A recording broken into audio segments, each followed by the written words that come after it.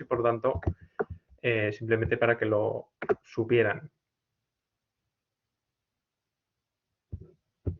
Ahora ha comenzado a grabarse la sesión, así que buenas tardes a todos los europeos, buenos días allí. Les doy la bienvenida a una webconferencia más que hemos coordinado y dirigido la red EULES. La red EULES es un grupo interdisciplinar de la Universidad de Zaragoza que nos dedicamos a, pues estamos preocupados por las tecnologías digitales, los entornos e-learning, los entornos ubicuos de aprendizaje y que venimos haciendo este tipo de actividades de hace ya bastantes años.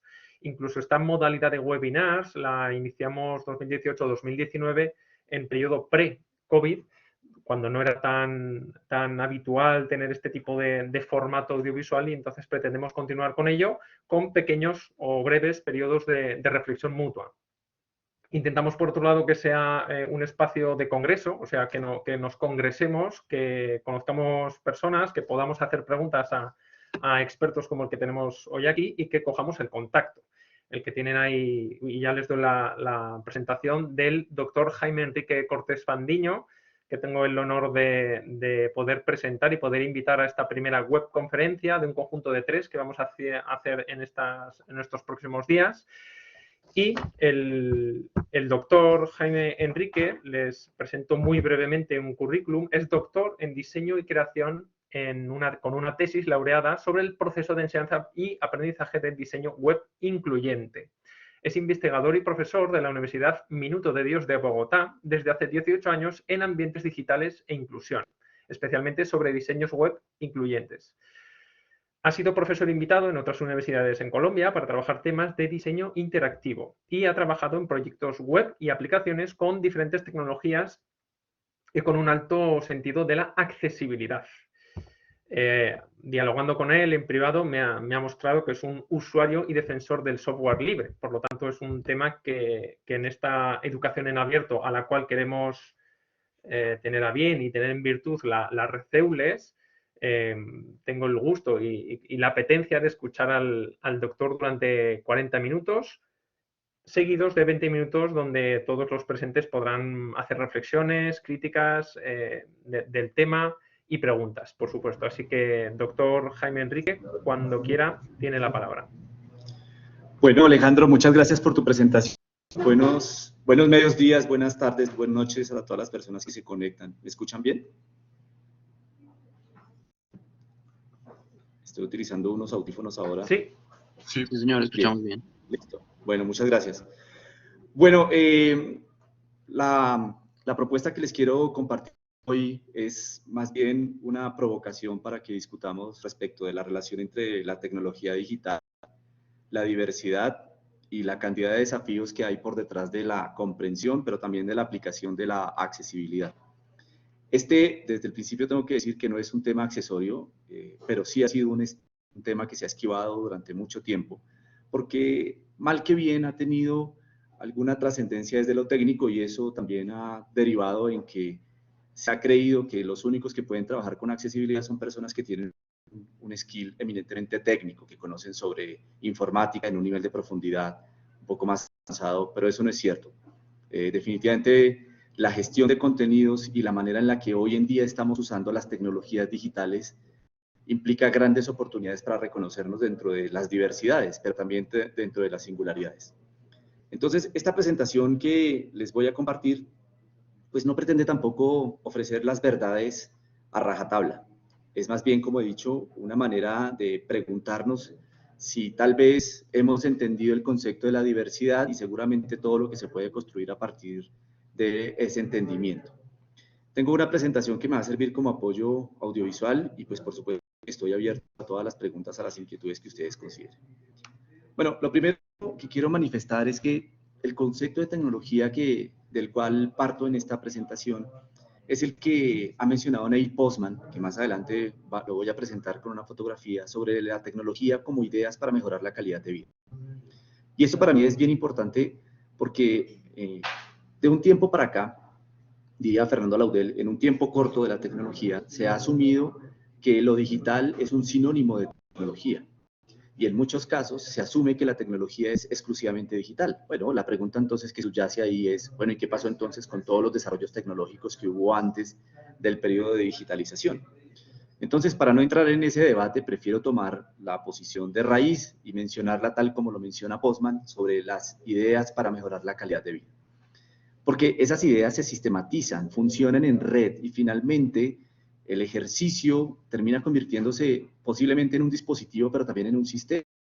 Este sistema de Collaborate que nos permite tener esta charla, esta conversación, pues es parte de una idea que permite identificar la manera en la que se ha venido mejorando esa calidad de vida. O por lo menos eso es lo que queremos creer en un ambiente optimista. Sin embargo, me gusta la frase de aquel escritor norteamericano de principios del siglo XIX, el señor Henry David Thoreau, sobre todos los inventos no son sino medios perfeccionados para alcanzar un fin imperfecto. Y es que frente a esto siempre va a haber como una constante conversación, en algunos casos un debate muy álgido entre cuáles son los beneficios que tiene esta tecnología digital y cuáles son las facturas que hay que pagar, cuáles son los desafíos que nos están cumpliendo. Bueno, para arrancar, les presento al profesor Postman, lamentablemente ya tiene 19 años de haber muerto.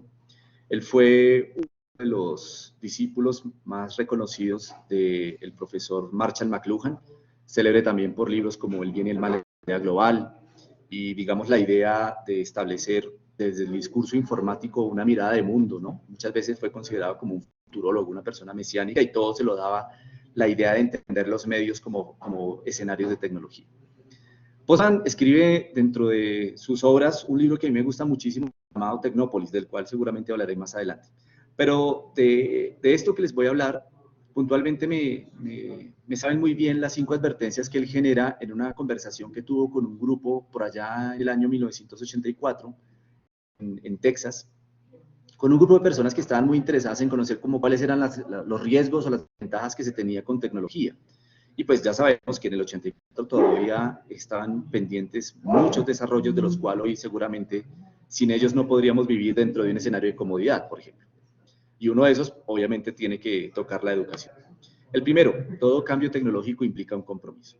¿Y a qué se refiere este concepto de compromiso? Y es que no es solamente el hecho de vivir en comodidad, sino que seguramente también tengo que sacrificar algunas cosas, ¿no? Y entonces, de pronto el gran sacrificio se llama dependencia. Y es que quizás hoy no podemos salir de casa sin tener un móvil en el bolsillo. De pronto no podemos comunicarnos o no podríamos trabajar sin tener una computadora. Esta misma conferencia termina siendo una evidencia de ese compromiso. El aceptar ese cambio tecnológico implica también desaprender y naturalizar una serie de prácticas. Y eso creo que se ve con mucha fuerza en la pandemia porque seguramente muchas instituciones, por lo menos en mi país, buena parte de la educación media escolar, los colegios, lo que en España podríamos denominar como la EPO, creo que se llaman, no estaban preparados y seguramente les tocó buscar la manera de resolver a través de aulas o de ejercicios virtuales cómo sus profesores, que además tampoco tenían suficiente cualificación, debían sostener el colegio a través de clases e interacción con los estudiantes. Así que no es solamente cambiar el teléfono o renovar la computadora. Hay también que entender qué se está dejando atrás, qué estoy sacrificando y cuál va a ser el compromiso a futuro. Bueno, uno de esos seguramente desde el mundo comercial se llama la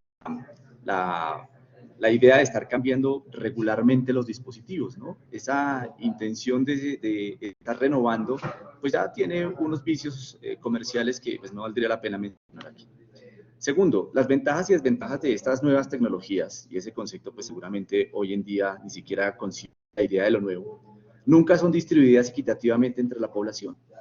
Evidentemente, la tecnología con los avances poco a poco también tendrá que consumirse, pero definitivamente en el centro del modelo, en el punto neurálgico social, allá en el centro, probablemente es donde mejor se está desplegando. ¿Y qué está pasando entonces con las periferias? ¿Qué sucede con las orillas? Finalmente, esa distribución equitativa también es una deuda pendiente. Y en términos de educación, por lo menos en nuestra región latinoamericana, existen muchas poblaciones en donde quizás se garantizan de alguna manera el acceso a procesos de educación a través de nuevas tecnologías o de tecnologías digitales, pero pues, muchas personas desconocen cuáles son la cantidad de dificultades que viven quienes están en sectores rurales o más alejados del centro, periferias, en muchos casos también son minorías. El tercero, dentro de toda tecnología se esconde una idea fuerza, o a veces incluso 2 o 3 ideas fuerza. ¿Qué significa esto para Postman? Además, lo comparto totalmente. Y es que cuando se termina adoptando una tecnología, también se empiezan a adoptar una serie de actividades que poco a poco van generando unos cambios en la cultura. Por ejemplo, la llegada de un automóvil a la sociedad implicó inicialmente un beneficio y un acto de comodidad, pero fíjese que con el paso del tiempo pareciera que en ciudades muy desarrolladas, si no hay carro, pues no hay calidad de vida. Y eso no es del todo cierto. O tener una computadora y depender de todo lo que nos ofrece la computadora. Debo advertir a este punto que para nada soy tecnófobo, es más bien, yo hago parte más bien de los tecnófilos, a mí me encanta la tecnología, pero no desconozco que pueden haber muchísimas cosas que tienen que ser analizadas, tienen que ser estudiadas, reflexionadas, más allá del consumo básico y esquemático de tecnología. Y una de esas es esa cantidad de acciones y actitudes que tomamos cuando estamos usando tecnología. Y es que muchas veces ese concepto tecnológico termina siendo un gancho que no nos permite avanzar, porque sin eso no podríamos. O sea que la tecnología se convierte en una herramienta, y hablo puntualmente de tecnología digital en cualquiera de sus manifestaciones. No podríamos avanzar, pues porque en buena medida todo está implementado sobre esa gran malla. Ideas al respecto de esto hay montones, y podría decir que en muchos casos ni siquiera son ideas fuerzas, sino son resabios. Bueno, y aquí es válido preguntarse, como tal vez lo hizo Postman en su momento, ¿y qué pasaría si se va la luz? ¿Qué pasaría si se baja el fusible general de todos los servidores en el mundo? Entonces, aquí creo que lo que importa en este caso es definir puntualmente qué es lo que se esconde detrás de la tecnología. La cuarta advertencia que hace Postman es, ojo que el cambio tecnológico no es aditivo, es ecológico. Este cambio tecnológico no está en la cantidad de nuevos algoritmos o nuevos modelos de inteligencias artificiales, de aprendizajes profundos, de manejo de bases de datos enormes, sino de la cantidad y el impacto que se está teniendo en términos medioambientales. Pues seguramente han habido muchísimos casos en donde las personas que están consumiendo nuevos desarrollos tecnológicos consideran que es mucho mejor ver en pantalla que imprimir una hoja de papel. Ya sabemos que todo eso genera un montón de polución, CO2, y siempre va a haber una factura ecológica que estamos desconociendo. La quinta advertencia es que la capacidad tecnológica se convierte en algo mítico. O sea que pareciera que cada vez que hay una propuesta tecnológica, inmediatamente aparece un gran Dios que ilumina cuál va a ser el siguiente paso. Porque parece ser que es más fácil cambiar cualquier otra cosa que desestimular el uso de esa nueva tecnología. Por ejemplo, el caso de los celulares.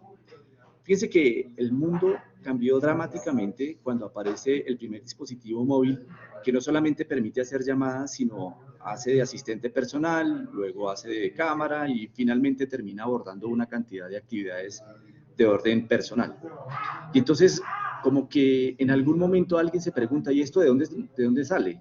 Y se podría cambiar. Pareciera que esas respuestas aluden a algún tipo de deidad que está casi que ubicada en algún Olimpo tecnológico, y lo que desconocemos o lo que no queremos reconocer quizás es que todo eso ha sido inventado por el hombre, y que así como ha sido inventado por el hombre perfectamente puede cambiar.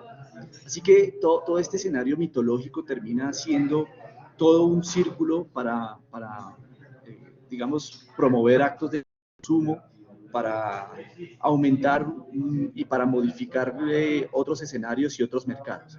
Frente a estas 5 advertencias, yo les voy a pedir que vayamos comparando esto que nos decía Postman en el año 84 con la situación que tenemos actualmente, y ubiquémoslo en contraste con situaciones que se están viviendo en el mundo educativo, en el mundo político, incluso en el mundo de los sentimientos. Y seguramente estas 5 advertencias siguen siendo válidas, en mi opinión, pero por supuesto que todos están invitados a que la conversemos. De estas 5 advertencias me interesa sobre todo esta, pues porque es la promesa que tiene esta charla, y es que definitivamente esto no es distribuido equitativamente entre la población. Y para poder entender esa distribución o ese idealismo de lo equitativo en la distribución de condiciones de tecnología, pues voy a pegar un salto hasta Canadá para hablar del trabajo que ha venido haciendo desde hace más de 24 años el Instituto de Investigación en Diseño Inclusivo de Ocad University en Toronto, Canadá, en donde desde el momento en el que surge la idea de contemplar el diseño inclusivo es precisamente por las ventajas que ofrece la tecnología digital. Y Jutta Treviranus, quien ha sido la directora desde siempre, la fundadora y una persona con un altísimo nivel de reconocimiento dentro del mundo del diseño inclusivo, pues ofrece 3 dimensiones del diseño inclusivo. Y lo hace, a diferencia de lo que seguramente se ha conocido en otros campos como el diseño universal, como la directa utilización del ambiente digital como el contexto en donde a partir de dinámica y de su flexibilidad se puede garantizar que estas 3 dimensiones que ya les voy a contar, pues se pueden ir gestando.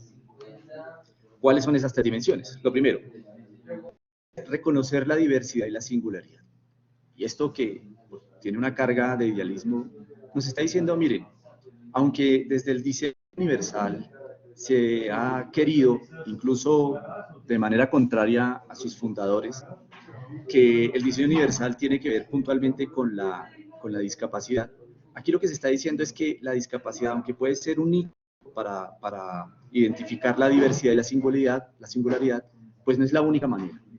Alrededor de todos nosotros y nosotros mismos tenemos una cantidad de diferencias que son las que nos terminan haciendo únicos. Y el mundo hoy en día está en un debate muy interesante sobre la manera adecuada de reconocer no solamente cómo quiénes somos, sino cómo nos llamamos, cómo queremos denominarnos. Y seguramente en varios países está muy álgido temas como el lenguaje inclusivo, el mundo de los binarios y los no binarios, matrimonios igualitarios, el reconocimiento de los niños como generadores de conocimiento, la manera en la que se contrata o se retira una persona que supera los 50 años de edad en un trabajo, las tallas, las distancias. Y fíjense que todos, si cada uno de nosotros se ve al espejo, seguramente va a encontrar cosas que son completamente diferentes. Y aquí hay un llamado especial al mundo de la educación, porque seguramente buena parte de los currículos que estamos implementando en los centros educativos, desde la escuela hasta la educación superior en universidad, se hacen pensando en que casi todos los estudiantes, y de hecho casi todos los profesores, tienen la misma talla. Aprenden y enseñan de la misma manera. Y lo que nos está diciendo estas 3 dimensiones es que hay que reconocer esa diversidad. Reconocer la diversidad y la singularidad puede que no sea fácil, pero hay que empezar. Y entonces, alrededor de esto, ¿cómo lo podemos ir ejecutando en términos de tecnología digital? Bueno, ya les voy a contar. Por otro lado, la recomendación o el segundo principio es utilizar procesos y herramientas inclusivos. Y esto yo creo que es sobre todo una recomendación a las instituciones, y hablo puntualmente de las universidades en este caso, como un acto de referencia porque también podría hablar de los colegios o de otras instituciones educativas. Y es que si yo realmente quiero buscar la inclusión, reconocer la diversidad y por supuesto la singularidad, la pluralidad, pero también esas diferencias, pues no lo puedo seguir haciendo basado en las mismas reglas de juego de siempre. Entonces, el cambio no está solamente en garantizar una conciencia de reconocimiento, sino que también existan las herramientas y que se den los contextos para poder operar y establecer ese reconocimiento. ¿Qué se está haciendo en muchos casos?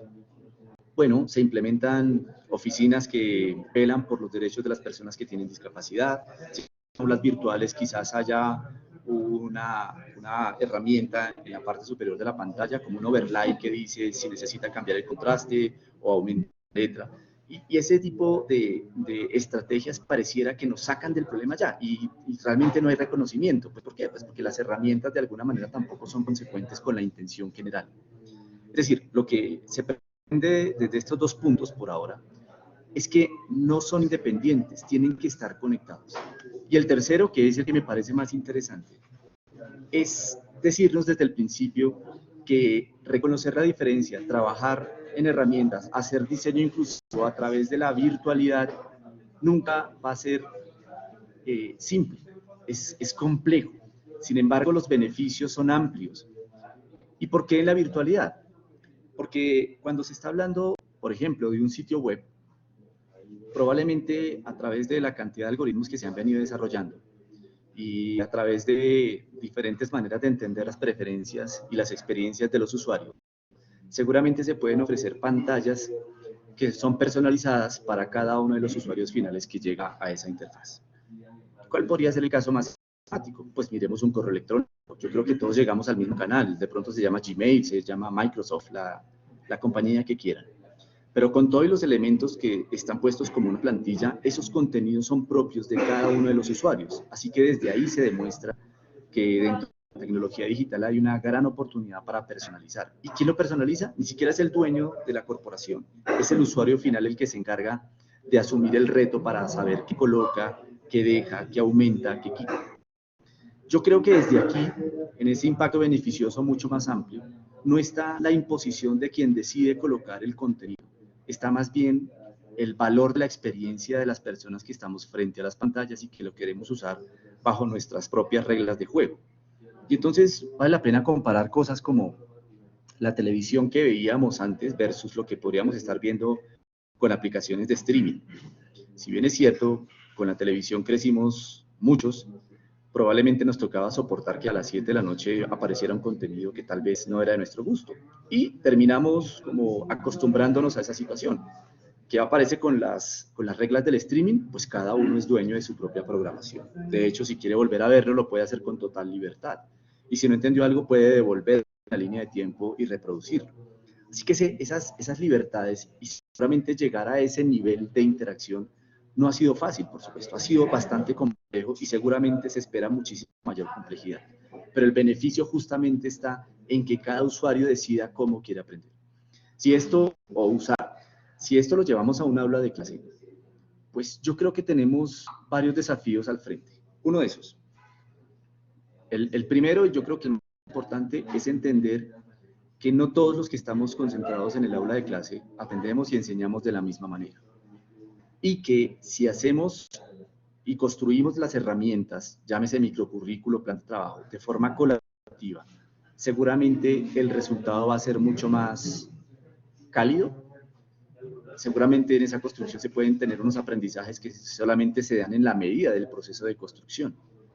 Que si ese va a ser el siguiente plan de trabajo que se va a llevar para el otro semestre o para el siguiente periodo, quizás no, pero ahí es donde está la complejidad y lo beneficioso de todo esto, y es que los estudiantes que llegan nuevos en el siguiente corte, pues son diferentes y tendrán otras experiencias. Si es el mismo profesor o la misma profesora, seguramente se va a tener que evidenciar en la medida de su aprendizaje basado en la experiencia que tuvo de co-construcción o de co-diseño. Entonces, fíjense que esto desde el principio se plantea como un gran reto. No es fácil, eso hay que decirlo directamente, pero creo que el trabajo puede ser mucho más, ofrecería unos frutos mucho más atractivos, mucho más eficientes, más útiles, que seguir bajo el camino que seguimos teniendo. Como no estoy viendo la pantalla del Collaborate, entonces si alguien tiene alguna pregunta no tenga problema en interrumpir. Bueno, estas son eran los tres principios. Ahora quiero mostrarles cómo es la interpretación de ese diseño inclusivo basado en los hábitos de consumo que se están teniendo. Entonces les voy a presentar tres elementos: una curva en campana, una metáfora de un estallido estelar que funcionaría algo así como una dispersión de datos, y el tornado virtuoso que propone también el IC allá en Cat University. Bueno, primero que todo, fíjense este Big Bang, llamémoslo por ahora, podría ser una gran constelación. Esto se parece mucho a lo que se había denominado desde el siglo XIX como el principio de Pareto. Y es que se mantuvo como un modelo o una práctica y se fue consolidando con el paso del tiempo, y es que sencillamente se garantiza un acto de consumo, un acto de diseño, un acto de creación en todos los campos en donde se puede aplicar el diseño para el hombre promedio. ¿Dónde está ubicado el hombre promedio? En el centro. Así que aquí podríamos decir que el 20% del terreno está ubicado por el 80% de la población. ¿Y qué pasa con las personas que están en los costados, en las periferias? Bueno, eso es lo que se ha denominado como el difícil 20%, que casi nunca es tenido en las estadísticas, solamente para decir que existe un 20% que es muy complicado de abordar. Entonces, lo que nos ha dicho esto es que buena parte de la atención se ha concentrado para satisfacer necesidades del centro y poco y nada en la periferia. Y pues para eso tengo unos gráficos que nos pueden ayudar a entender mucho mejor esta idea. Lo primero, fíjense esto. Este gráfico, que podríamos denominarlo un 3D, lo llevamos a una versión 2D, nos podemos encontrar con que esta podría ser una curva en forma de campana, en donde la mayor cantidad de personas se ubican en lo que se llama el promedio. Y ese promedio se parece mucho a lo que se había denominado por allá en la década de 80 como una sociedad normalizadora. Esa sociedad normalizadora de Foucault, o un término creado por Foucault, pues nos está diciendo que como necesitamos estar ubicados en ese centro, que necesitamos disfrutar de todo lo que esté definido para la mayor cantidad de gente, pues yo tengo que articularme, tengo que ubicarme dentro de ese centro para poder disfrutar de esos beneficios. ¿Y cómo lo hago? Pues pareciéndome a los demás. O sea, que dicho de otra manera, si no se parece a mí, es diferente. Y si es diferente, pues seguramente no hace parte del promedio. Y estar por fuera del promedio pareciera que hubiera sido un gran pecado, hubiera parecido, digamos, hasta un delito en algunos casos, en algunas sociedades. Y lamentablemente aún existe ese pensamiento en muchas sociedades de nuestro mundo. Bueno, otras personas que están ubicadas por fuera de ese promedio, pues también tienen unas necesidades, y esas necesidades se duplican por la sola ubicación en la periferia del modelo. Entonces, aquí ustedes ven un gráfico mucho más, digamos, definido, en donde las circunstancias están de esta manera. Fíjense, todo el trabajo de diseño funciona para los que están en el centro, porque así sea el diseño de un currículo, o el diseño de un sistema de transporte, o el diseño de un sitio web, o de una aula virtual para Moodle, casi siempre se piensa con la idea de garantizar el beneficio para la mayoría de los usuarios, y la palabra mayoría está ubicada en ese centro. En la medida en la que el gráfico va permitiendo la dispersión, se empiezan a identificar dificultades en el uso. Y entonces, ¿qué pasa entonces con las personas que están más alejadas del centro? Pues definitivamente sus dificultades van a ser mucho mayores, o sencillamente no lo van a poder usar. ¿Qué nos dice el diseño inclusivo? Y yo creo que es parte de la concepción para entender la diversidad. Y es que si nosotros pensamos las soluciones de tecnología, por lo menos en este caso digital, desde la periferia, teniendo en cuenta o priorizando esas necesidades de quienes están ubicados en el margen, con toda seguridad se van a resolver, pero también se van a resolver las que están en el centro. Porque en muchos casos caemos en una doble victimización, y en ese caso, pues es cuando, pues finalmente termina siendo un cociente. Y pues yo creo que termina siendo bastante odioso. Fíjense, voy a colocar aquí un paralelo en donde pretendo identificar con palabras también de Jutta cuáles son las características en diferentes ambientes. La concentración de las condiciones, la garantía de las condiciones para el centro permiten que el diseño, digamos, se ajuste. Pero para los que están lejos del centro, pues seguramente va a ser inadaptado, porque va a ser difícil de usar. Y seguramente podemos hablar de diseños industriales, en donde podemos hablar de una mesa, de una silla, incluso podríamos hablar de una ciudad. Y hay muchas cosas que valdría la pena rediseñar. Pero ahí se nos iría la vida entera intentando, bueno, seguramente habrá que arrancar. Pero también existe un término por ahí que puede sonar interesante y son ajustes razonables. Eso significa que ya cometimos los errores. Ya aquí tal vez se benefició, y por qué no empezar a trabajar sin desconocer la historia. Tal vez aquí puedan haber una serie de ventajas que tal vez no hemos visto. Desde ahí se empiezan a articular condiciones como verdadera interacción y reconocimiento, porque los que están aquí, pues también son personas con sus diferencias. Es más, los que están aquí en el centro, por más que pretendamos parecernos, porque pues yo también estoy viviendo en una ciudad y tengo un trabajo promedio y digamos que cumplo con unas condiciones promedio, pues también tengo que admitir que soy diferente a quienes en este momento están viendo la presentación y los estudiantes que tengo en el salón en donde estoy en este momento. Por otro lado, cuando estamos hablando de productos, fíjense que la disponibilidad de esos productos es mucho mayor en el centro y empieza a perderse en los costados. ¿Qué tan digamos, creíbles, qué tanta confianza nos genera la utilización de esos productos? Pues seguramente hay mucha más confianza en el centro que en la medida en la que me voy alejando de ese punto. ¿Son funcionales? Quizás le funcionan al del centro, pero tal vez a los que están por fuera no.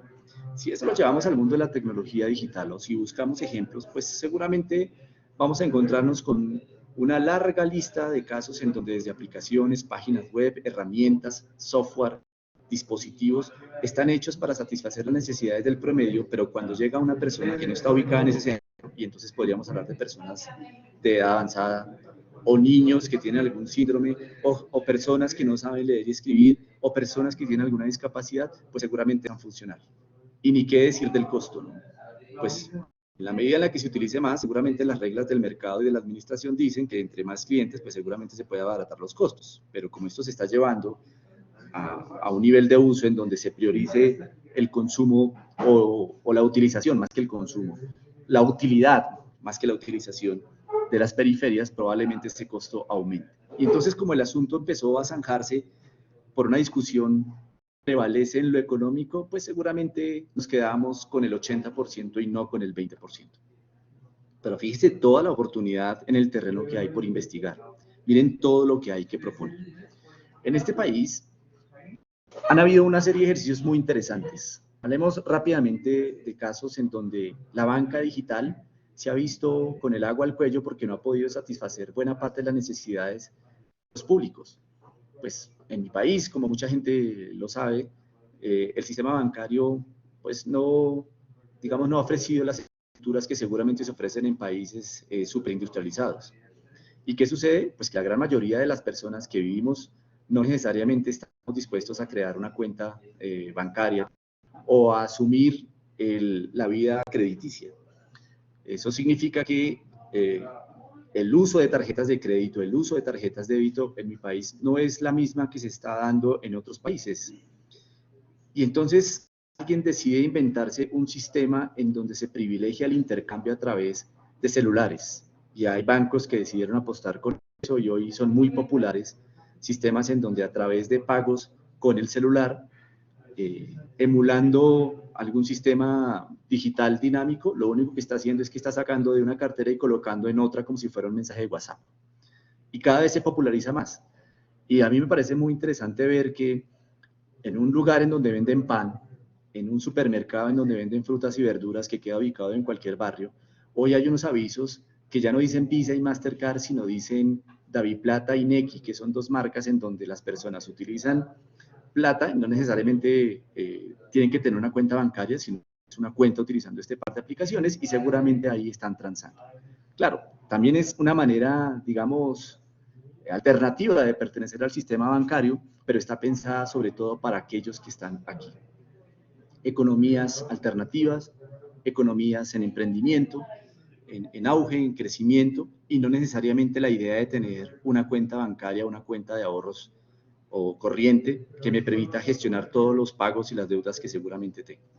Entonces, poco a poco, pues como que vamos entendiéndolo. Claro, tampoco voy a pasar por inocente. Esos avances se hacen porque finalmente se demostró que eran buenos negocios y que había suficientes personas. Bueno, pues yo creo que visto de esa manera, entonces miren la cantidad de opciones que se están desperdiciando por no ver la diferencia y la diversidad. Y seguramente hay negocio para todo el mundo si es que esas son las gafas con las que quieren ver este modelo. En términos de conocimiento, pues probablemente siempre hay una intención de volver a lo principal, mientras que en las periferias se ignora. Hay una idea de normalización y de homogeneidad en el centro, mientras que en los costados ni siquiera se reconoce. Y las estadísticas son altamente significativas porque prevalece la idea del estándar. En el otro lado, pues ni siquiera se entiende. Entonces yo creo que el gran desafío que tiene la tecnología digital es atreverse a reconocer esas diferencias y la manera en la que verdaderamente se da la experiencia de usuarios que no necesariamente son expertos en el mundo digital.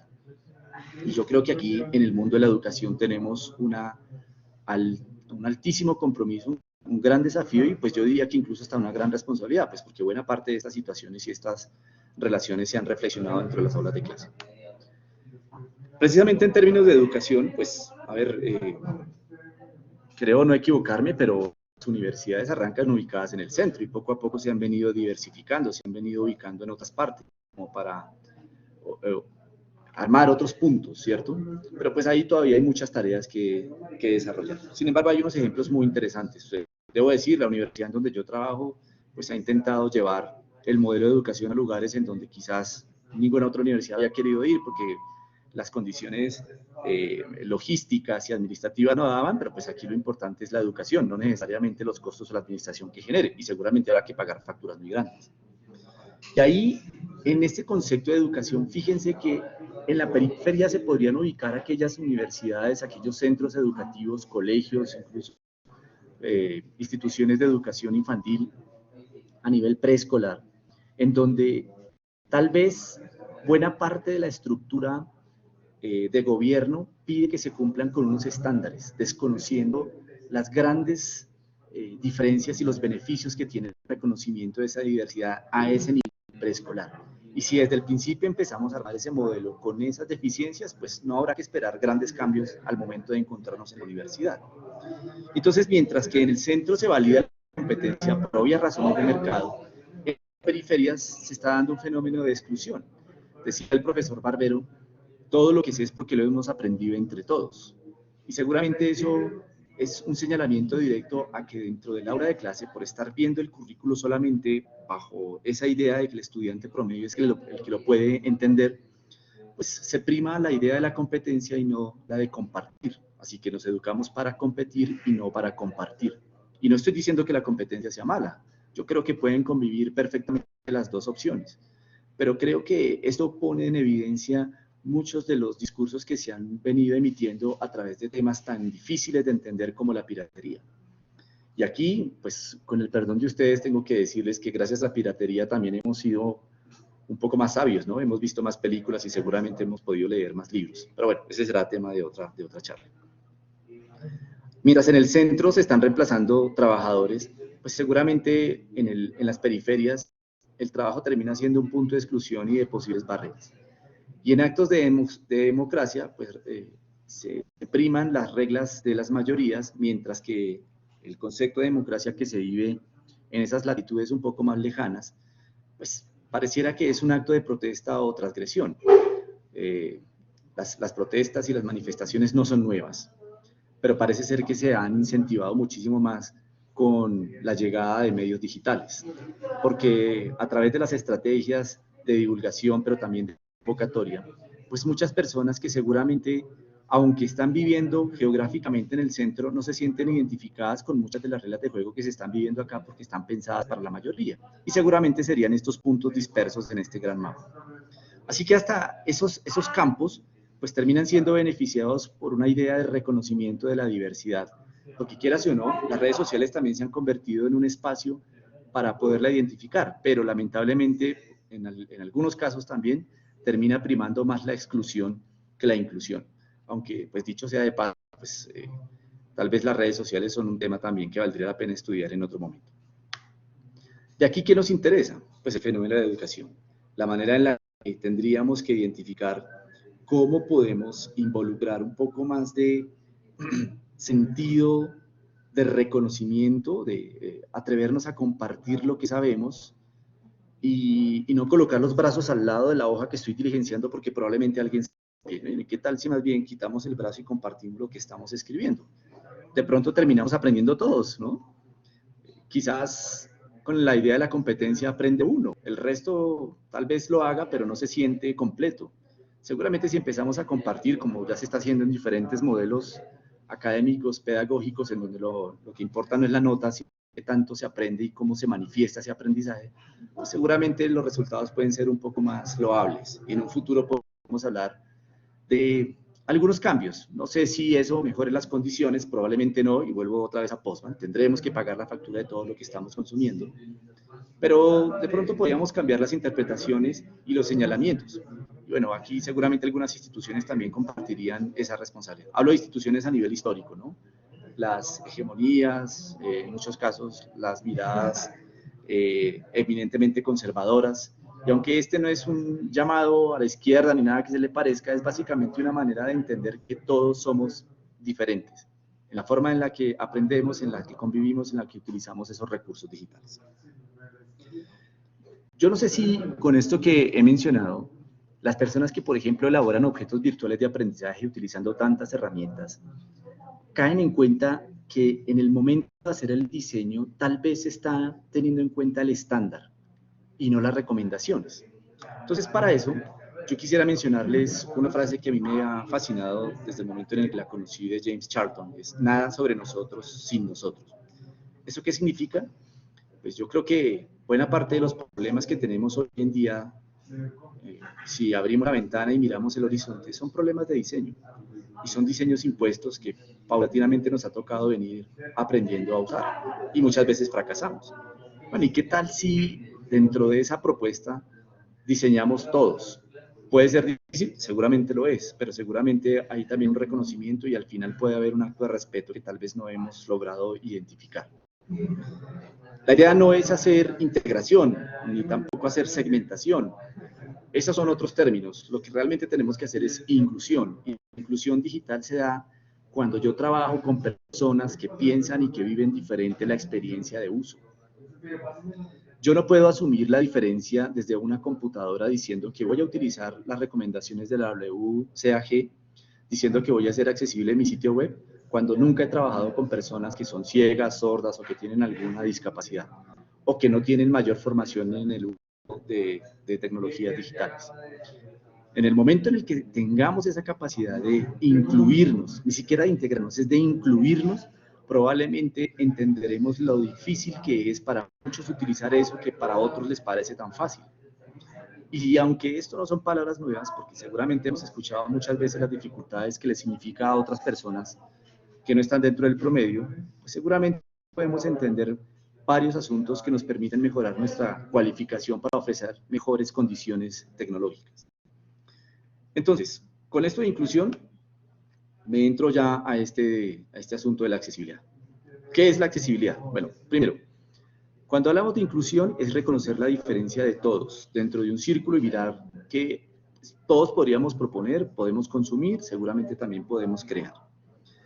Y si eso lo vemos desde un salón de clase, nuevamente reitero esta frase que de pronto puede tener ahí un tinte un poco rudo, es que pues, no todos son iguales, así que no todos tienen por qué aprender al mismo tiempo.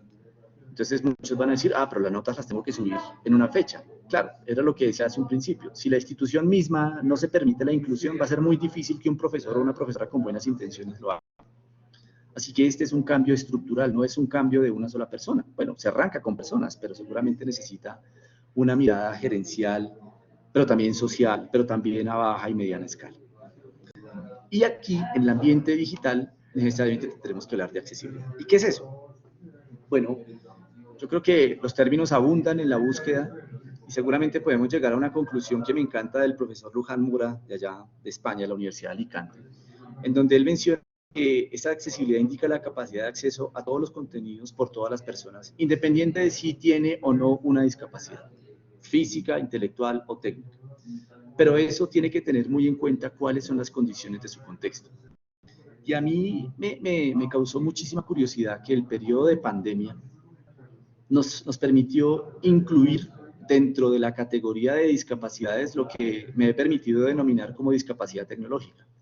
Pues porque muchos estudiantes no tenían una conexión, un ancho de banda lo suficientemente robusto para conectarse, o a algunos no les cargaban las imágenes, o el sistema que tenía estaba desactualizado. Entonces, fíjense que hasta en ese momento también se evidenciaron las diferentes condiciones. Esa es diversidad. ¿Cómo lo quieren llamar? Carencias, avances, digamos que tengo todos los elementos, entonces tienes todo disponible, pues genial por ti, pero los demás no lo tenían. Así que poco a poco nos tocó ir ajustando las cargas para poder garantizar lo que era importante, y era la interacción pedagógica y que el conocimiento fuera fluyente.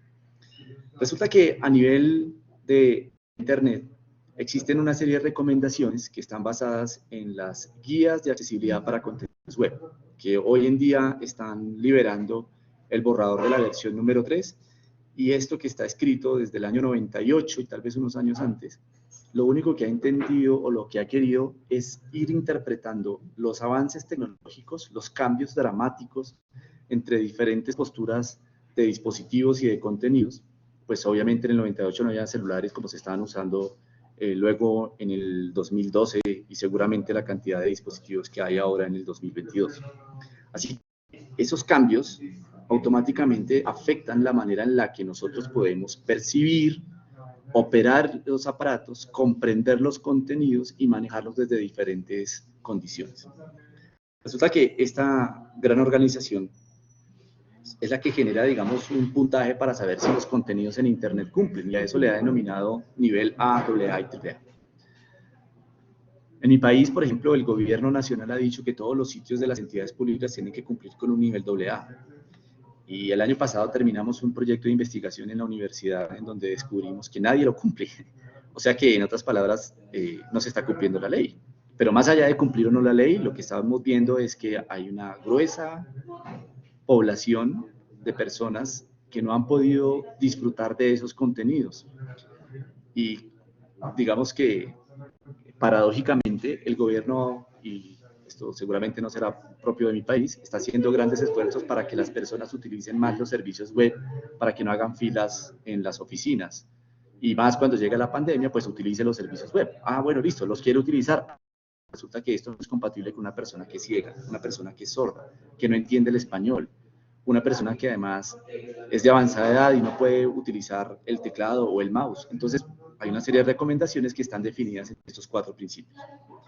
Un principio perceptible, que básicamente, aquí me voy a encargar de dar unas recomendaciones generales. Esta tampoco es la idea de la charla. Es básicamente decirles que si dentro de un concepto de tecnología digital, lo que se quiere es garantizar que las personas perciban los contenidos, pues entonces habrá que buscar alternativas textuales para colocar cosas, como por ejemplo, fíjense, esta fotografía, que seguramente la he utilizado en otras charlas, pues se la podemos ver porque ahora mismo nuestro sentido visual óptico está bien desarrollado, o por lo menos entendemos lo que nos está ofreciendo la pantalla, pero los que no pueden ver, o los que tienen daltonismo, o los que tienen una mínima condición de visualización, seguramente necesitan que algo les explique qué es lo que se está mostrando, porque finalmente si se está mostrando es porque era necesario colocar. Por alguna razón deciden colocarse las fotografías en Internet.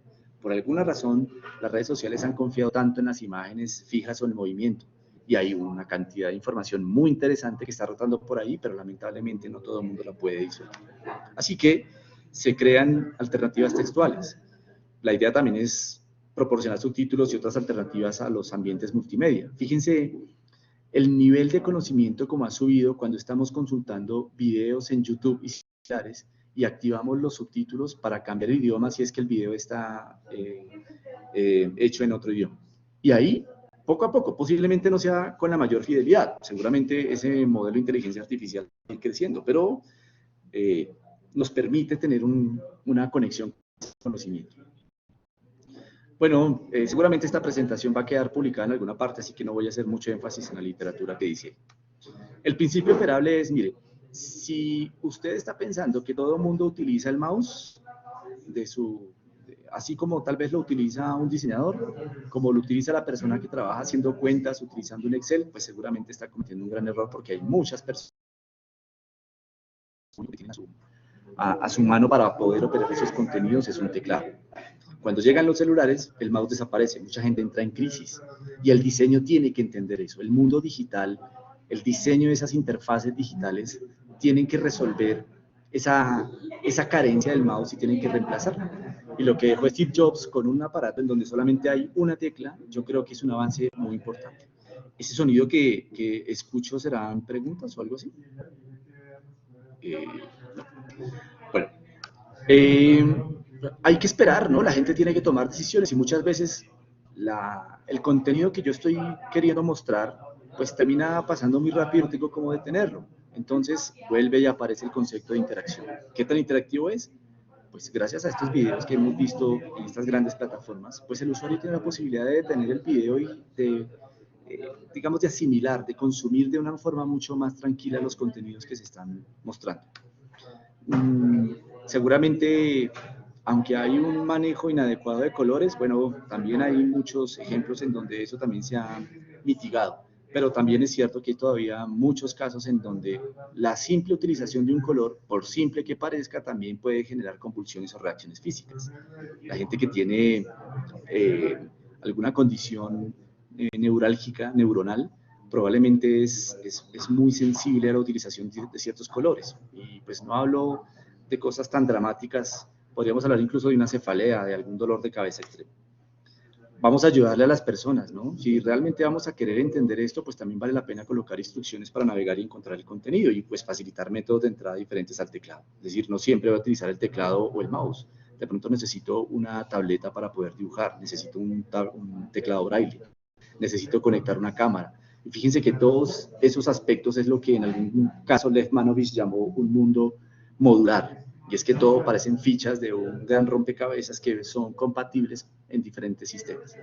Así que si desconectas el cargador de tu teléfono, quizás ese mismo cargador le funcione a otro teléfono. Bueno, ya sabemos que no le funcionan a todos, pero pues esa es la idea. El tercer principio es el de comprensión, que es que esto no tiene nada que ver con lo técnico. Lo comprensible es escriba bien, no se adorne tanto, escríbalo tranquilo. Proporcione contenido que sea fácil de entender, que sea predecible en la apariencia, pero en la operación también. Y además ayudémosle a las personas a que con esa aplicación pueda evitar errores. Y este es un avance importante que han hecho compañías como Google, ¿no? Y otras. Por ejemplo, cuando se envía un correo electrónico y de pronto el usuario se dio cuenta que cometió un error, hay la posibilidad de deshacer ese envío. O cuando uno está llenando un formulario y de pronto le da a enviar, inmediatamente salta un campo en donde dice, ojo que aquí te hace falta colocar algún dato o este no era el dato que se esperaba. Esas son maneras también de ayudar y eso funciona en todos los casos. Si eso lo llevamos a un mundo físico, quizás las instrucciones que se coloquen en dispositivos para usarlos de forma mucho más eficiente, pues van a aumentar la experiencia satisfactoria de ese usuario y seguramente es un ciclo beneficioso para el mundo de la industrialización de esos dispositivos. El último principio es el robusto, y esto básicamente es, mire, si estamos hablando de un sitio web, no crea que todas las personas van a tener las condiciones informáticas que usted tiene. Y si pensamos que de pronto este mismo contenido se va a poder visualizar en un teléfono, en un móvil, pues probablemente ahí estamos garantizando que el contenido no va a ser un obstáculo para la visualización y para la forma en la que lo podrían apreciar muchas personas en el mundo. Es lo que se llama el Responsive Web Design. Y alrededor de eso se ha generado toda una filosofía, pues porque esos contenidos tienen que ser compatibles con los dispositivos y se empieza a generar una hermandad interesantísima entre el dispositivo, el cambio, el avance, la disrupción de estos dispositivos, el Internet de las cosas y la manera en la que todos estos contenidos tendrían que optimizarse para poderse mostrar. Obviamente hay diferencias en la visualización de cada contenido, pero desde el principio se tiene en cuenta que esas diferencias pueden existir, no necesariamente que solamente voy a diseñar para un dispositivo o voy a montar contenidos para un solo dispositivo. Por ejemplo, si hay alguien que está montando contenidos utilizando plataformas como Moodle, Manhattan, WebCity, cualquiera de esas plataformas de educación virtual, en muchos casos caemos en la trampa de colocarlos solamente para contenidos que se van a visualizar en una computadora. Y hoy sabemos, las estadísticas que nos ofrece We Are Social, por ejemplo, nos están mostrando que el consumo de contenidos en Internet tiene un altísimo nivel en dispositivos móviles, lo que significa que buena parte de los que podrían ser nuestros estudiantes están consultando esos contenidos a través de un teléfono y están metidos en un sistema de transporte, están caminando o quizás estén en su casa acostados y no necesariamente quieren utilizar la computadora. Y seguramente así como hoy tenemos teléfonos, mañana tendremos otro dispositivo al cual habrá que incluir dentro de todo este sistema, dentro de toda esta intención de hacerlo accesible. El gran desafío, repito, es garantizar de alguna manera que los usuarios van a tener la posibilidad de acomodar lo que necesitan y de usar esos medios y esos recursos tecnológicos. Voy cerrando con esto. Este es un círculo presentado por Rosenfeld y McMullin por allá en el año 2002, en donde hablaban de la experiencia de usuario. Y decían, mire, experiencia de usuario. Anoche mostraba este gráfico en una clase que tengo de investigación en comunicación visual. Y decía que este gráfico tiene varias cosas que me parecen muy interesantes. Ellos decían, mire, la experiencia de usuario no es solamente el diseño de una interfaz para una computadora o para un teléfono. Implica tener en cuenta muchísimas cosas, como factores humanos, indexación de libros, programación, por otro lado marketing, antropología, modelado de objetos, ergonomía. Ustedes pueden leer aquí alrededor de este círculo cuáles son como las áreas que podrían tener algún efectivo para mejorar la experiencia de usuario. Pero también está muy claro que estamos metidos en industrias, en un momento en donde la industria cultural y creativa nos ha dejado ver la inestabilidad de nuestras decisiones, cosas que nos gustan hoy quizás ya no nos gusten en 2 semanas. Y en todos los casos yo creo que lo que nos hizo falta aquí colocar fue accesibilidad. Y es que si logramos ese match entre la accesibilidad y la usabilidad, podemos garantizar que puede haber una mejor experiencia de usuario. Pero ojo que eso no significa acomodarse y decir que la tarea ya está hecha, porque vuelvo y digo, esto es un sistema altamente complejo que implica que tengo que estar investigando permanentemente cuáles son los avances tecnológicos, cuáles son los nuevos dispositivos. Miren la cantidad de veces que se ha renovado el navegador más usado en el mundo, la manera en la que han venido cambiando los computadores, pero sobre todo las nuevas preferencias de consumo de las personas.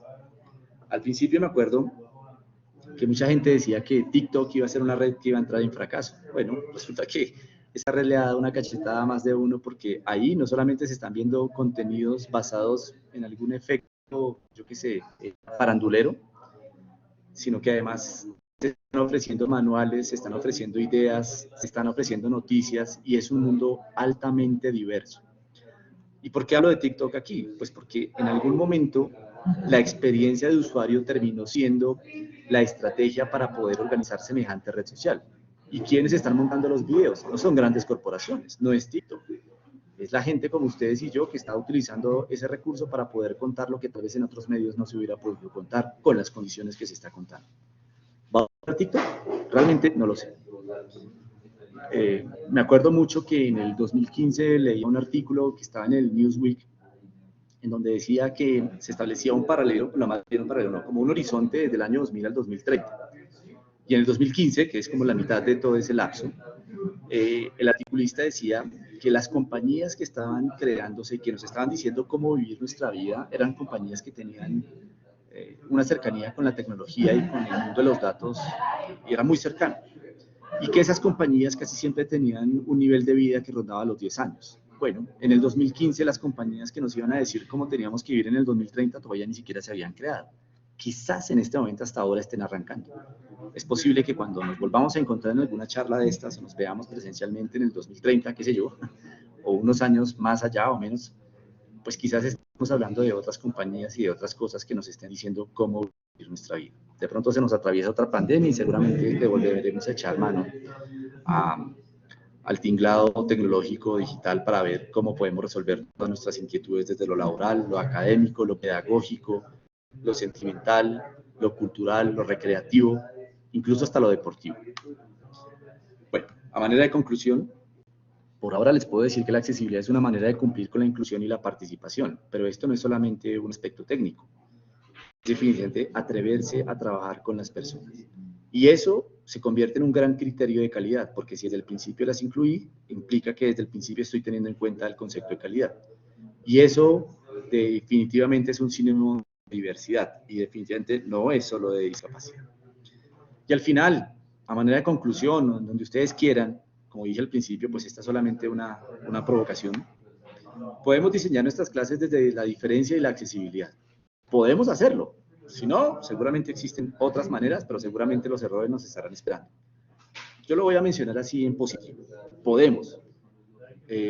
Existen muchas herramientas que nos lo permiten, así que podemos diseñar todo nuestro entorno para que esa diversidad y esa accesibilidad nos permita aumentar el flujo de conocimiento, que es a la larga lo que nos interesa. Si diseñamos nuestras vidas desde esas singularidades, vamos a poder reconocer muchísimo más nuestras diversidades. Seguramente hay que desnaturalizar muchas cosas que nos han dicho lo contrario, pero creo que aquí lo que importa es, si tú te miras al espejo, seguramente vas a encontrar muchísimas cosas que son propias, innatas, únicas, específicas, singulares. Y si diseñamos nuestros entornos virtuales o presenciales desde la diversidad y desde el reconocimiento, probablemente vamos a tener lo que a los mercadólogos les encanta, y esto es este tema del networking. Bueno, estas son algunas cosas que les quería comentar. Creo que hay muchos lugares para seguir aprendiendo. Cada vez se están colocando más herramientas en la red para poder aprender muchas cosas. Si alguien tiene alguna inquietud con respecto a algún tema muy específico, le aseguro que alguien ya publicó un video en YouTube y seguramente puede ir a preguntar. Y si el video no le responde las preguntas, quizás en los comentarios de ese video lo hagan o le entreguen, perdón, una referencia para poder ello consultar. Entonces hay muchos espacios para generar ese aprendizaje. Bueno, hasta aquí les agradezco sus aportes, sus comentarios, sus preguntas, sus críticas, todo lo que tengan, pues para que podamos conversar. Muchísimas gracias, doctor Jaime Enrique. Me ha encantado la presentación y aplausos virtuales y agradecimiento también virtual. Me he quedado con muchas ideas y mientras los participantes, si así lo desean, establecen relaciones, reflexiones o alguna pregunta que quieran hacerle, yo les invito a que aprovechen, ya que tenemos este magnífico conferenciante, para que propongan sus reflexiones y preguntas. A mí me han surgido bastantes, ¿no? Incluso casi podría resumir su conferencia, y corríjame, por supuesto, en la tecnología puede ser inclusiva con voluntad. Es decir, con voluntad. Si hay una voluntad detrás de los ingenieros, los diseñadores, los informáticos, los tecnólogos, para hacerla accesible, es decir, para hacerla para todo el mundo, ¿no? No haciéndola tanto hacia el estándar que ha mencionado usted, ¿verdad? Lo normativo, ni quitando lo que en estadística se llama los outliers, ¿no? Los casos atípicos, que esto en estadística y en ciencia se hace. Este caso atípico me molesta, no me cuadra el promedio, lo quito y Santas Pascuas, ¿no? Más sencillo. Entonces, una frase con la que me he quedado. Pues, Alejandro, si me permites, claro. la réplica ahí rápida. Yo diría que me encanta el término de la voluntad, definitivamente juega un papel determinante en todo esto. Pero fíjate que buena parte de las compañías que hoy están intentando producir herramientas para el uso tienen que cumplir con unas condiciones de accesibilidad. Y eso ya viene dentro del marco, dentro del framework que se está utilizando. Porque esto, como ya lo he mencionado, es un sinónimo de calidad. Y pues estas compañías seguramente están interesadas en entregar herramientas de calidad. ¿En dónde realmente está la consideración de la voluntad? En los que estamos gestionando contenidos. Es decir, si ponemos un ejemplo, Moodle ya viene con las condiciones de accesibilidad, pero si yo soy quien está alimentando los contenidos, pues Moodle ya puso lo que necesitaba poner. Ahora me corresponde a mí entender que los que están interactuando en esta plataforma, pues no necesariamente son iguales a mí y que seguramente yo tengo que buscar la manera de garantizar que se dé esa conversación, esa interacción basados en un reconocimiento de esa diversidad, que a veces, vuelvo y digo, queda muteada. Exactamente, sí. Muchas gracias. Mencioné un capítulo suyo que tengo aquí delante, en un libro recién publicado. Hace referencia a un arquitecto, que también son diseñadores, claro, son Juhani Pallasmaa, ¿verdad? Que hacía esa crítica al ocularcentrismo, es decir, el diseño de la tecnología o de cualquier diseño tecnológico basado demasiado en la vista y no en otros medios de acceso al conocimiento que tenemos otras personas, ¿no? Un diseño web no solo en la visión, como ha mencionado usted, poniendo un enunciado, sino o hacer un edificio no para ser visto, que muchas veces vemos edificios muy bellos visualmente, pero no son para ser habitados, o son menos, o se han diseñado menos para ser habitados. Sí, tienes razón. Pues, y veo que María Concepción tiene la mano arriba, ¿sí? Hola, buenas tardes. Desde aquí, desde España, desde Mallorca, muchas gracias por esta conferencia súper interesante y por esta oportunidad de participar. Muchas gracias, Eules. Yo quería hacer un apunte. Es verdad, yo lo vivo en primera mano, lo del tema de la accesibilidad, en mi caso, en cuanto a personas mayores. Pongo un ejemplo muy claro, yo vivo con mi madre, tiene 80 años y es una persona que es totalmente capaz, pero no sabe manejar con los deditos una pantalla táctil. Entonces tiene un Nokia antiquísimo. ¿Y qué pasa? Que ahora en el banco les han dicho que solamente pueden hacer transacciones a través de una aplicación. ¿Qué sucede? Que ella no sabe utilizar esa aplicación y tengo que manejar yo su dinero, y ella, que todavía es muy capaz, pues se siente mal por eso, porque dice, si no te tuviera a ti, ¿cómo podría yo manejar mi dinero ahora, ¿no? Entonces me parece un problema muy importante y creo que es una necesidad muy, muy acuciante para las personas mayores, para las personas que tengan como hemos dicho, unas necesidades especiales de uso, el manejar las tecnologías de una forma mucho más accesible, inclusiva y con más flexibilidad. No puede ser simplemente que el banco te diga, ah, no, ya, esto ya solamente lo haces por el móvil, ya no lo haces, ya no te atendemos más, ¿no? Mi pregunta, aparte de este apunte que realmente me ha interesado mucho, me ha tocado mucho personalmente, es sobre metaversos. Ahora estamos, bueno, yo estoy investigando metaversos para mi trabajo de fin de máster de Educación y Comunicación en la Red, en la UNED, y estoy investigando metaversos y por supuesto me gustaría acceder a Meta, ¿no? Meta, Zuckerberg y todo esto, Horizon Worlds, perdón. ¿Y qué sucede? Que aquí nos encontramos con otro problema de accesibilidad novedoso, que es que, claro, ahora te piden que tengas que tener un Oculus Quest para acceder, ¿no? Entonces ya volvemos una vez más al problema de accesibilidad a nivel de dinero, porque este Oculus Quest cuesta bastante dinero, ¿no? Y entonces, así como lo están anunciando, que va a ser un espacio de trabajo virtual, de educación virtual, que va a ser novedoso, bueno, ya seguramente ya lo saben todo lo que Zuckerberg dijo en su YouTube, pues a mí me parece que de nuevo es un salto más a nivel tecnológico, por supuesto, importante, interesante, pero también que fomenta este elitismo económico, ¿no? ¿Qué me podríais decir sobre el futuro de los metaversos en ese sentido? Bueno, pues primero te agradezco mucho compartir tu anécdota y también te agradezco la pregunta. Efectivamente, con el primer caso, yo creo que hay como una intención de dejarnos deslumbrar por ciertas situaciones y entonces hay una idea desarrollista que tenemos que cambiar las circunstancias independiente de quién salga sacrificado, como está sucediendo con las personas que quizás o no pueden o sencillamente no quieren utilizar el dispositivo móvil para hacer las transacciones, por la razón que se quiera. Bueno, sabemos que también hay grandes defensores de esa situación porque consideran y se ven beneficiados, pero pues les hace falta reconocer esas condiciones. Para eso, rápidamente una anécdota. Recuerden ustedes que cuando se quiso implementar la radio digital en Inglaterra, en el Reino Unido, pues los primeros que saltaron fueron personas de edad avanzada, diciendo pues que ellos no estaban dispuestos a comprar un dispositivo porque además no querían manejarlo. ¿Y qué le tocó hacer al gobierno?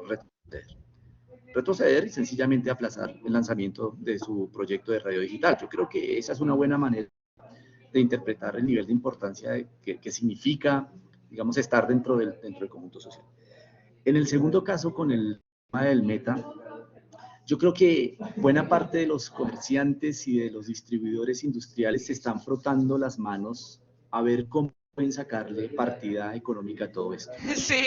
A mí, sí, yo creo que la cosa va por ahí, sin duda. He escuchado a muchas personas que admiro subestimando la idea del metaverso y yo creo que ahí hay un error grandísimo, pues porque finalmente, a ver, una compañía como Facebook que de un momento a otro decide bajar el telón y cambiar su nombre y empieza a filtrar algunos documentos, no lo hace de forma gratuita, seguramente se está esperando alguna cosa. Además, fíjense la cantidad de usuarios que hay en Facebook. Así que con mucha tranquilidad Zuckerberg lo que está haciendo es que paulatinamente empieza a revolucionar todo el mercado en oferta y demanda y probablemente va a poner las reglas de juego de lo que implica estar metidos en Meta. Y como en apariencia se va a vivir lo que pasó con Facebook, que si no está en Facebook, pues como que no existe, esa era la prédica que hacían muchas personas. Bueno, yo particularmente nunca quise estar por una condición política, pero probablemente las instituciones que anteriormente se negaban, pues siempre terminaron firmando todos sus comunicados diciendo síganos en Facebook. Yo creo que lo mismo va a terminar pasando. A este país, recuerdo que llegó Mark Zuckerberg alguna vez, y yo siendo habitante de este país, nací aquí en Colombia, difícilmente me van a recibir en el Capitolio Nacional donde vive el presidente. Sin embargo, Zuckerberg entró directamente. Y lo menciono por una razón que termina siendo obvia, y es que este es un negocio no con los usuarios finales, sino con las grandes corporaciones y los gobiernos. Así que seguramente la estandarización de la industria, la utilización de ciertos recursos, empiezan a darse para que se estimule un consumo y un uso de esas herramientas, porque sin esas herramientas difícilmente se va a poder entrar. Y pues miradas digamos, no me quiero quedar en la mirada oscura, digamos, triste de la cantidad de errores que se pueden cometer, sino más bien quiero ver la cantidad de oportunidades de investigación para establecer qué condiciones de accesibilidad deberían tenerse en cuenta y cómo podemos aportar desde nuestra experiencia en el uso. Pues porque seguramente hasta que esto se lance y se le empiecen a identificar los errores, vamos a bajarlo desde el púlpito de la perfección y lo vamos a colocar dentro de una mesa en donde la podemos diseccionar y seguramente podremos aportar. Igual, está siempre la opción de no quiero participar. Bueno, vamos a ver de qué nos perdemos, ¿no? Sí, muchas gracias. Va a ser fascinante, hombre. Yo, desde una perspectiva de evolutiva de metaversos que estoy estudiando y tal, yo creo que va a ser muy interesante, va a ser fascinante realmente ver qué pasa con Meta, que es tan misterioso ahora mismo. Y sí, este lado oscuro de Meta con el que habrá que ir con cuidado. Y sí, ya a nivel de la accesibilidad de estas aplicaciones de este banco que comento, pues es verdad, es toda una cuestión económica, política, y es una lástima porque la tecnología debería ser un bien realmente horizontal, no elitista, ¿no? Muchas gracias, ¿eh? No, gracias a ti. Muchísimas gracias por la pregunta y, por supuesto, por la respuesta. Ponente, si le parece, estimado Jaime, puede quitar la presentación, porque así seguramente le van a más grande en muchos casos. Y mientras damos la palabra al señor Andrés Torres, que intentemos hacer sobre todo preguntas un poquito más breves para abordar más temas. Gracias. Andrés Torres, tienes la palabra.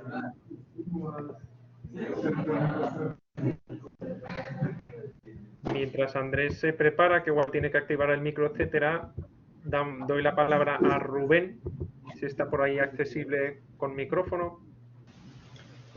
Hola, muy buenas tardes.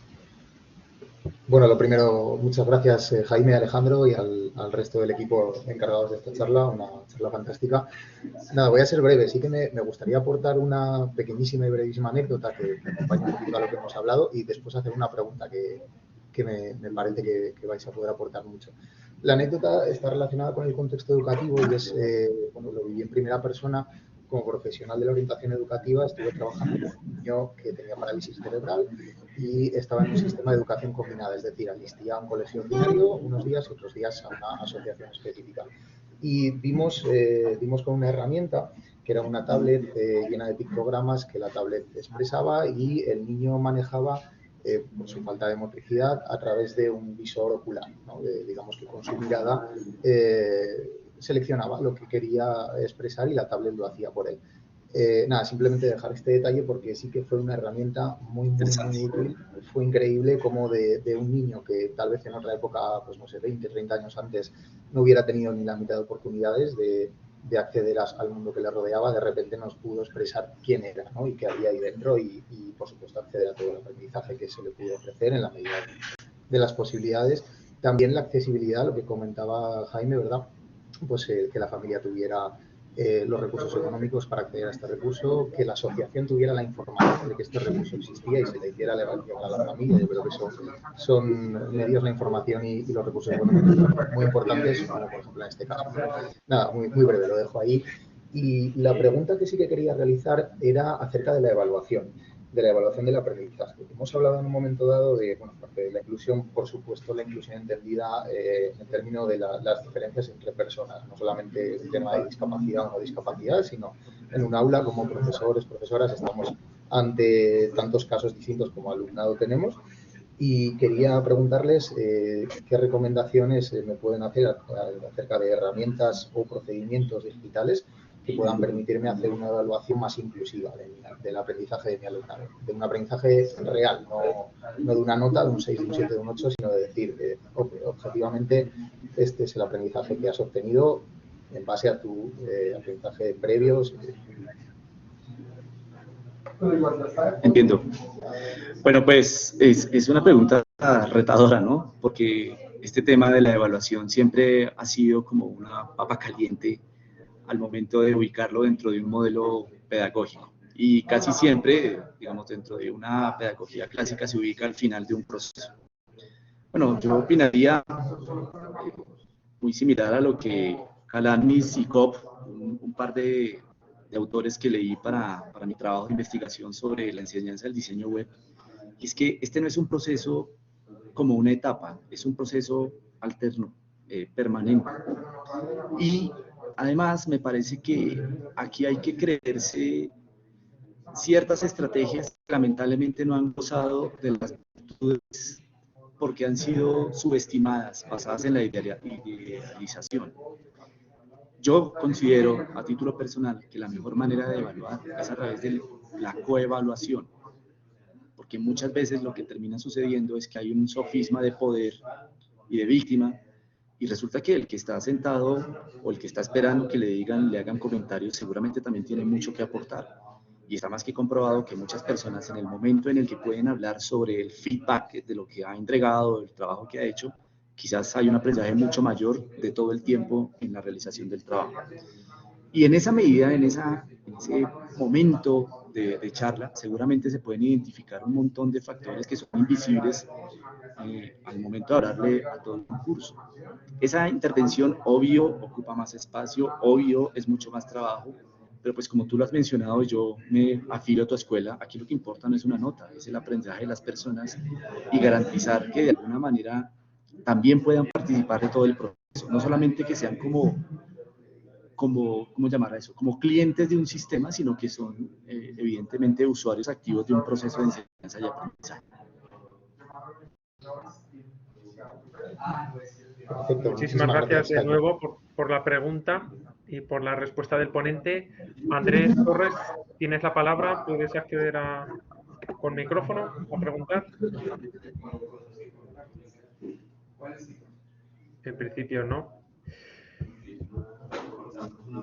Sí, veo que tiene problemas de micrófono. Si quieres, puedes escribir la pregunta por el chat. Sí, podría escribirla, igual quería intervenir o reflexionar. Yo me querría contestar algunas de las preguntas que han planteado, pero a través de usted, porque ha dicho una frase al final de su ponencia, con esto vamos acabando, si les parece, que es atrévese o atreverse, mejor dicho, a trabajar con las personas. Es decir, estas grandes o pequeñas, da igual, empresas que dicen ahora al banco tienes que ir a través del smartphone cuando no lo has hecho en toda tu vida. Claro, estas personas o empresas o conjuntos de personas tienen que atreverse a hacer un dispositivo o a usar una tecnología a pesar de que haya más costes. Porque algunas veces pensar por el 100% y no en la regla, como ha dicho usted, del 20-80, eso tiene más costes y de nuevo volvemos a la voluntad. Si quieres acceder a todo el mundo va a ser más costoso, pero claro, tiene que haber esa intención, ¿no? Le leo, por ir acabando por aquí, algunas de los agradecimientos de los asistentes que les han parecido magnífica la charla y la conferencia. Muchas gracias a todos. Buenas tardes. Que ha tenido por aquí. Sí, Andrés. Buenas tardes. Qué pena, sí tenía problemas de conexión. La pregunta va más enfocada en cómo los contenidos transmedia pueden ayudar al tema de accesibilidad de las personas, o cómo estos contenidos transmedia pueden colaborar en ese sentido. Yo creo que, Andrés, gracias por esa pregunta. Yo creo que hoy en día todo este tema de la transmedia o de las realidades expandidas tiene un núcleo y está justamente en la capacidad que tienen las personas de aportar desde sus propias condiciones. Yo creo que con esto también se han creado algunos mitos en donde alguien pretende controlar la transmedia, y justamente la transmedia y el storytelling es una construcción narrativa desde diferentes puntos, así que eso de plano es un error intentar controlarlo. Yo puedo sugerir que mucha gente me colabore colocando en redes sociales, en diferentes plataformas, contenidos a propósito de un gran tema, pero intentar controlarlo absolutamente, pues yo considero que no es ni siquiera estratégico. Y justamente ahí, en la intención de reconocer quiénes están participando, tengo que decir desde el principio que no todas las personas ni siquiera van a estar de acuerdo con lo que yo estoy escribiendo, ni van a escribir lo que yo quiero, ni van a proponerlo como yo quiero. Entonces, me parece que es una gran oportunidad en donde el que puede escribir, lo hace. El que puede hacer un video, lo hace, porque de pronto no puede escribir. El que quiere mandar un audio, lo hace. Y fíjense que toda esa construcción narrativa termina consolidando un mundo interactivo, multimedial, que de alguna manera, poco a poco va evidenciando las carencias en los dispositivos, pero la gran fortaleza que tiene esa diversidad. Yo creo que la transmedia es justamente eso, una representación de esa diversidad. Lo que pasa es que técnicamente todavía hay muchas tareas que hacer para garantizar que la gente pueda hacerlo como lo va haciendo. Mira, una evidencia está aquí. Andrés no sé en qué parte se conecta y probablemente le tocó hacer algún esfuerzo para habilitar el micrófono y seguramente no podía escribir. Bueno, no es culpa de Andrés. Seguramente habrá algo con el dispositivo o con el sistema. Pero fíjense que todas esas cosas se dan por sentadas en la tarea de construir el sistema. Ya, listo, yo coloqué un chat y ya funciona. Yo coloqué un sistema para que interprete el sonido del micrófono, ya funciona. Pero ¿y en dónde están las pruebas? Solamente cuando nos vemos en esta conferencia, cuando estamos viendo el momento en la realidad, seguramente nos encontramos con que eso puede ser mejorado. Bueno, ¿y qué pasa si Andrés activa la cámara y nos hace una pregunta con lengua de señas? Seguramente vamos a un intérprete para que nos ayude a entender qué es lo que está queriendo decir. Así que, en resumen, a mí me parece que la transmedia y las realidades expandidas es una gran oportunidad para evidenciar esa diferencia. Creo que es parte de su naturaleza, entre otras cosas. Muchísimas gracias a esa última pregunta, Andrés, y por las acertadas Gracias, Javier. ¿Sí? Ah, vale, que se despedía. Le tengo que dar las gracias de verdad en nombre de toda la red EULES. Creo que hemos acertado de pleno con el contenido, con toda su sabiduría y experiencia respecto a este ciclo de webinars que precisamente era pensando la educación digital en abierto implicando a todo el mundo, ¿no? En compartir esos contenidos, esa tecnología. Muchísimas gracias, Jaime. Espero que nos veamos en otro evento y momento, y emplazo a los participantes a la siguiente webinar, que será el lunes que viene, 25 de abril, a las 19:30, hora española, y se impartirá en este caso por el doctor José Javier Hueso Romero de España. Muchísimas gracias a todos los asistentes y nos vemos en otro evento. Gracias. Bueno, feliz resto de día. Hasta luego.